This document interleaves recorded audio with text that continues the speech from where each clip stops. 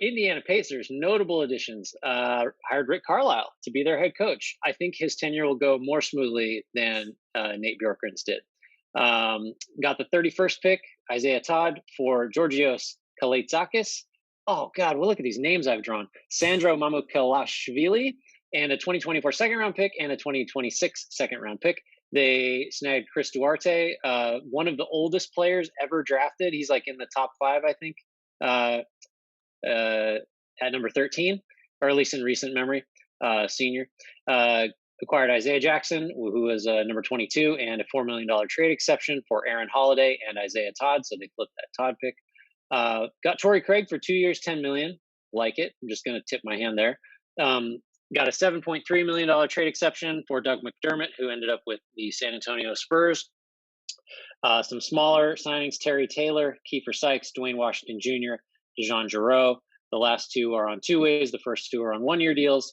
And in notable subtractions, Nate Bjorkgren no longer employed Doug McDermott.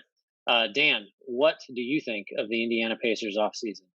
Well, I think that and this is my fault, this is why you shouldn't read from my sheet. They also did re-sign TJ McConnell to a 4-year, $33.6 million deal. 29.3 is guaranteed.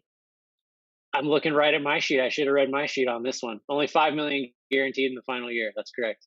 Yeah, I thought that was a little rich for TJ McConnell, and it contributes to my B-. I also think the news that TJ Warren isn't going to be ready for the season shifted their grade a little bit for me, because now losing Doug McDermott feels like it becomes even more huge. Not that TJ Warren was this motion shooter, but he was very key to your shooting. And now you've lost Doug McDermott, who is a motion shooter and was really good as a cutter last year, one of the most efficient 2-point scorers in the league. I know he doesn't give you anything on defense, and TJ Warren was defending basically the other team's best wing for all of 2019, 2020. Still, I think you lose an offensive punch there, unless you think that Chris Duarte is just ready. To pay TJ McConnell that much, though, when you're already at least for a little bit going to play with 2 bigs, which will crimp your spacing a little bit, I just find that a little odd. I guess the value play for Isaiah Jackson at number 22 is fine, but like, what does that say about Gogo Batadze? Are we over him? Is that what's happening here? So their offseason felt a little bit all over the place. I still do like the fact that Rick Carlisle's there instead of Nate Bjorkgren. I like the Torrey Craig deal overall. Someone who's going to replace a lot of what you needed TJ Warren to do defensively, and he shot the 3 ball pretty well with Phoenix last year, so that's a reasonable price. I settled on a B- for them. I just thought that was more than fair. I went into the offseason thinking that Doug McDermott needed to be the priority for them over TJ McConnell, and I didn't leave the offseason, at least to this point, thinking any differently. I don't know how you feel on that front.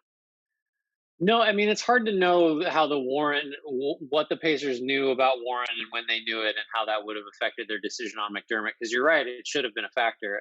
I mean, like, I don't know. I went into this season thinking, man, if they get 2019-20 TJ Warren, who like by some measures might have been the best player on that team, just considering positional value and 2-way play, the Pacers are really going to be something. And now there's just a hole at that position.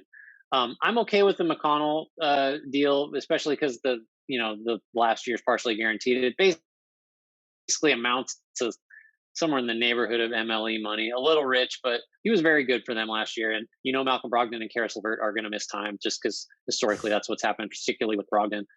I gave him a B, and a lot of that's just Carlisle. I think it's not rocket science.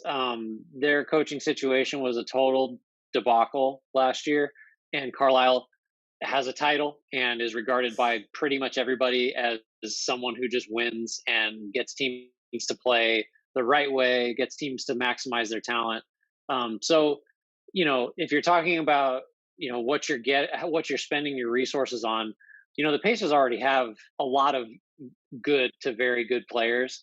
There are some positional holes on the wing, as you mentioned now, but I don't know. I think if you're looking for the best way to improve this team and to sort of figure out some of the intricacies that just seem to always be there, with particularly the Miles Turner, Domantas Sabonis interplay, Carlisle's the guy, or at least maybe the best guy that was realistically available.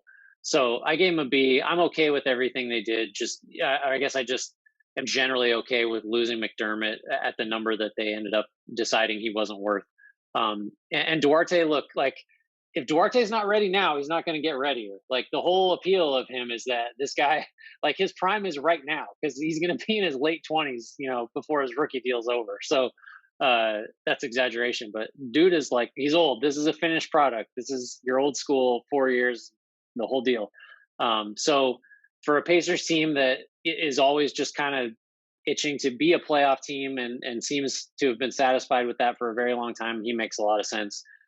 So yeah, just to be, not like a ringing endorsement, but I was good with everything they did and thought Carlisle was, the best thing they did.